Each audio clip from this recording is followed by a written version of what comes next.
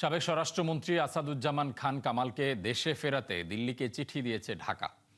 দুপুরে রাজধানীতে এক সেমিনারে যোগদান শেষে সাংবাদিকদের কথা জানান পররাষ্ট্র প্রতিমন্ত্রী শামা ওবায়েদ। তিনি আরও জানান, দ্বিপাক্ষিক সম্পর্ক উন্নয়নের জন্য ভারত ইতিবাচক সাড়া দেবে বলে প্রত্যাশা করা হচ্ছে। জুলাই গণঅভ্যুত্থানে মানবতা বিরোধী অপরাধের মামলায় মৃত্যুদণ্ডপ্রাপ্ত সাবেক স্বরাষ্ট্রমন্ত্রী আসাদুজ্জামান খান কামালকে প্রত্যর্পণের জন্য ভারত সরকারের কাছে আনুষ্ঠানিকভাবে চিঠি পাঠিয়েছে বাংলাদেশ। পাশাপাশি দিল্লির কাছে আন্তর্জাতিক অপরাধ ট্রাইব্যুনালের দেয়া মৃত্যুদণ্ডের রায়ের কপিও পাঠিয়েছে পররাষ্ট্র মন্ত্রণালয়।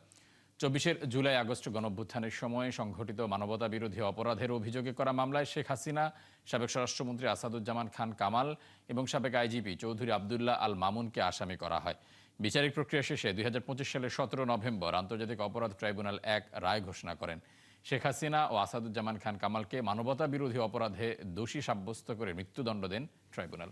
মাত্র তো চিঠি দেওয়া হলো, ফিডব্যাক আশা কি করব কি না করবো সেটা তো ভারত সরকারের উপর ডিপেন্ড করে।